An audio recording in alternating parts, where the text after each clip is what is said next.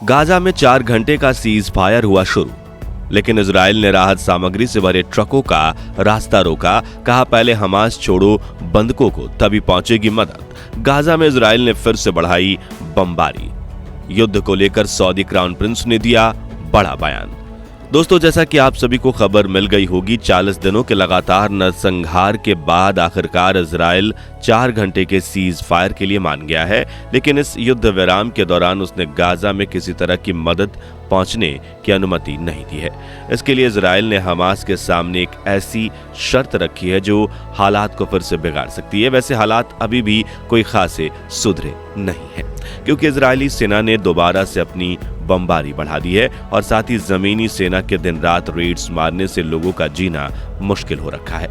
इन हालातों को देखते हुए अब सऊदी क्राउन प्रिंस ने भी इस युद्ध को लेकर एक बड़ा बयान दे डाला है। जंग के बीचों बीच इस तरह का बयान इस युद्ध की आग को और भी ज्यादा भड़का सकता है, और अगर ऐसा हुआ तो विनाश का मंजर किसी से देखा नहीं जाएगा। तो सऊदी अरब की तरफ से इस युद्ध को लेकर क्या बड़ी बात कही गई है? सीज फायर करके भी इजराइल गाजा में मदद क्यों नहीं पहुंचने दे रहा, और इस समय इस युद्ध के हालात क्या हैं? ये सब कुछ हम आज आपको इस वीडियो में बताने वाले हैं, इसलिए इसे अंत तक जरूर देखिएगा। दोस्तों, इस समय गाजा के हालात क्या हैं, इसका अंदाजा आप यूएन द्वारा हाल ही में दिए गए बयान से लगा सकते हैं। यूएन ने कहा है कि अगर धरती पर कोई नर्क है तो वो उस जगह का नाम गाजा है, और उसमें भी खास तौर से उत्तरी गाजा, क्योंकि राफा बॉर्डर के थ्रू गाजा में जो राहत सामग्री पहुंचाई जा रही है उसे चाहकर भी उत्तरी गाजा तक नहीं पहुंचाया जा सकता, क्योंकि इजरायली सेना ने इस तरफ जाने वाले सभी रास्तों को पूरी तरह से ब्लॉक किया हुआ है। सब लोग जानते हैं कि उत्तरी गाजा में लाखों लोग फंसे हुए हैं और उन्हें खाना पानी और दवाई से लेकर हर तरह की मदद की जरूरत है, लेकिन फिर भी इजरायली सैनिकों के चलते इन लोगों को मदद नहीं मिल पा रही है। कई रिपोर्ट्स में तो ये भी कहा जा रहा है कि इजरायली सेना उत्तरी गाजा के लोगों को भूख प्यास से तड़पा तड़पा कर मारना चाहती है, क्योंकि हालात इतने ज्यादा बुरे हैं कि शब्दों में बयान नहीं किए जा सकते। यही कारण है कि यूएन ने इस इलाके की तुलना नर्क से की है। वैसे अभी हाल ही में जब इजराइल ने 4 घंटे का सीज फायर करने की हामी भरी थी तो सभी को लगा था कि अब शायद इन लोगों तक भी पर्याप्त मदद पहुंचाई जा सकेगी और कुछ पलों के लिए लोग खुशी मनाने लगे थे।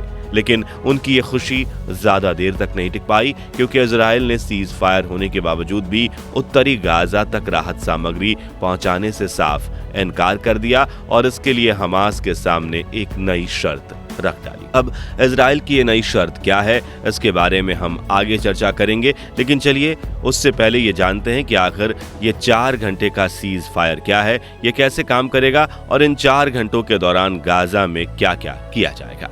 असल में दोस्तों, इस युद्ध को शुरू हुए तकरीबन 40 दिन बीत चुके हैं, लेकिन युद्ध के 15वें दिन से ही इसमें सीज फायर की मांग उठना शुरू हो गई थी, क्योंकि इजराइल की सेना जिस बर्बरता के साथ गाजा पर बम बरसा रही थी, तबाही के उस मंजर को देख पाना भी मुश्किल था।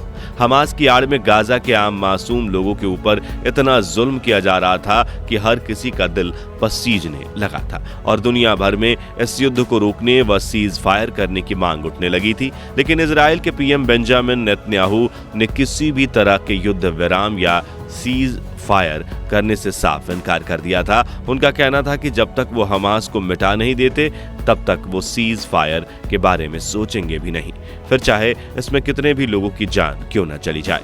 यहाँ तक कि अमेरिका, जो इस युद्ध में खुलकर इजराइल के साथ खड़ा हुआ है, उसने भी सीज फायर करने की मांग की और इजराइल से यह अनुरोध किया कि वो कुछ दिनों के लिए युद्ध को रोक दे, ताकि लोगों को अपने माता पिता, अपने भाई बहन और अपने बच्चों की मौत पर रोने और उनके शरीर को दफन करने का मौका मिल सके। साथ ही लोगों को जो आर्थिक व शारीरिक नुकसान हुआ है उसके लिए भी वो कुछ कदम उठा सकें, अपने टूटे हुए घरों से जो याद ले सकते हैं उन्हें समेट सकें और अपनी जान बचाने के लिए जो लोग गाजा को छोड़ना चाहते हैं वो यहाँ से जा सकें। लेकिन अमेरिका की गुजारिश करने पर भी इजराइल अपने जिद से 1 इंच भी पीछे नहीं हटा और उसने गाजा पर कहर बरपाना जारी रखा। अमेरिका के बाद फ्रांस, सऊदी और कतर जैसे और भी कई देश सीज फायर करवाने के इस पहल में जुड़ गए। साथ ही यूएन जैसे संगठन और WHO जैसी अंतर्राष्ट्रीय संस्थाओं ने भी इजराइल से सीज फायर करवाने पर जोर दिया। आखिरकार इन सब की मेहनत रंग लाई और इजराइल सीज फायर पर बात करने के लिए राजी हो गया। शुरुआत में प्रस्ताव रखा गया कि युद्ध में 3 दिन का सीज फायर किया जाए और बदले में हमास 12 बंधकों को रिहा करे, लेकिन दोनों ही पक्षों की तरफ से यह समझौता नहीं हो पाया और काफी सारी बातचीत व सोच विचार करने के बाद इजराइल इस बात पर राजी हुआ कि युद्ध में हर रोज 4 घंटे का सीज फायर किया जाएगा, यानी 4 घंटे तक इजरायली सेना गाजा पर किसी भी तरह का हमला नहीं करेगी, लेकिन इसके बदले में हमास कितने बंधकों को रिहा करेगा ये नहीं बताया गया। फिलहाल तो ये नियम अब लागू हो चुका है और गाजा में हर रोज 4 घंटे का सीज फायर किया जा रहा है।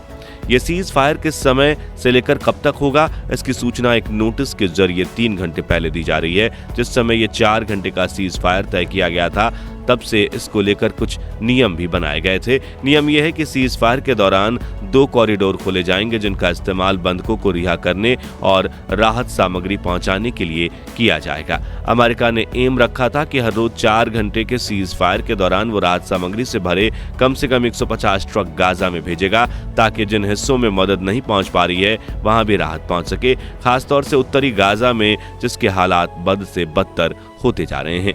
अब एग्रीमेंट के अनुसार इजराइल ने गाजा में 4 घंटे का सीज फायर तो कर दिया, लेकिन उसके सैनिक राहत सामग्री अंदर नहीं आने दे रहे हैं। उन्होंने एक नई शर्त ये सामने रखी है कि पहले हमास सभी बंधकों को रिहा करे, तभी वो ट्रकों को गाजा में पहुंचने देंगे।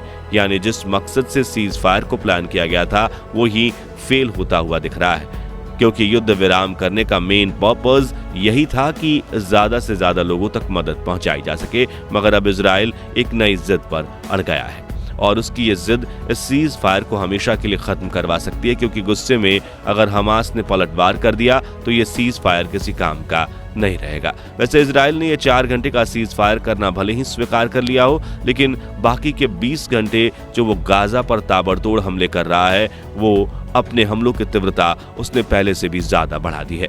रिपोर्ट्स की माने तो इजराइल ने गाजा में एक बार फिर बमबारी शुरू कर दी है, जिसके बाद पूरी गाजा पट्टी में जगह जगह विस्फोट होते हुए देखे जा रहे हैं। बमबारी के साथ ही इजराइल ने अपने पैदल सैनिकों की रेड्स को भी पहले से काफी ज्यादा बढ़ा दिया है और ये बहुत ज्यादा अग्रेसिव भी हो गई है। जो नहीं जानते उनको बता दें कि हवाई हमले में तबाही मचाने के बाद इजराइल ने अब गाजा में अपनी जमीनी सेना को तैनात कर दिया है।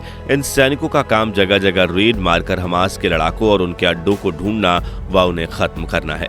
इजराइल ने यह कदम हमास को जड़ से मिटाने की अपनी इच्छा को पूरा करने की तरफ उठाया है और उन्हें यकीन है कि इस तरह से वो हमास का नामो निशान भी मिटा देंगे। लेकिन धरातल पर देखें तो इजराइल की बाकी नीतियों की तरह ही इस नीति का शिकार भी गाजा के आम बेगुनाह लोग ही बन रहे हैं, क्योंकि सैनिकों के लिए यह पहचानना बहुत मुश्किल है कि गाजा का कौन व्यक्ति हमास से मिला हुआ है और कौन नहीं।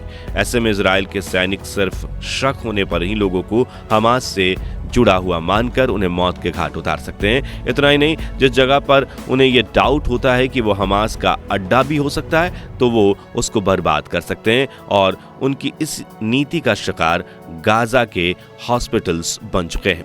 पूरी दुनिया इजराइल के इन कारनामों पर नजर गड़ाए हुए है और इसको लेकर अभी अभी सऊदी की तरफ से एक तीखा बयान दिया गया है।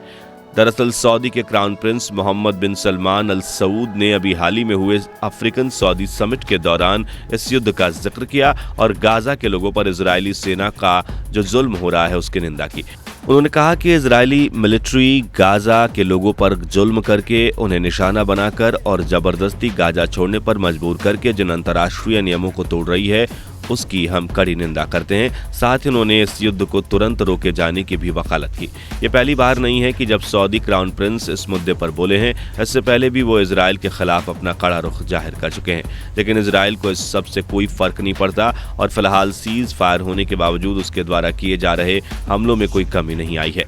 तो आप अब बताइए कि इस युद्ध को रोकने के लिए दूसरे देशों को एकजुट होकर क्या कदम उठाना चाहिए। कमेंट करके अपनी राय जरूर शेयर करें। बाकी दोस्तों, हमारी आज के इस वीडियो में बस इतना ही था। वीडियो अच्छी लगी हो तो इसे लाइक और शेयर जरूर करना और अगर आप हमारे फेसबुक पेज पर नए हैं तो पेज को फॉलो भी जरूर करें। मिलते हैं जल्दी एक और इंटरेस्टिंग वीडियो में, तब तक के लिए गुड बाय, जय हिंद।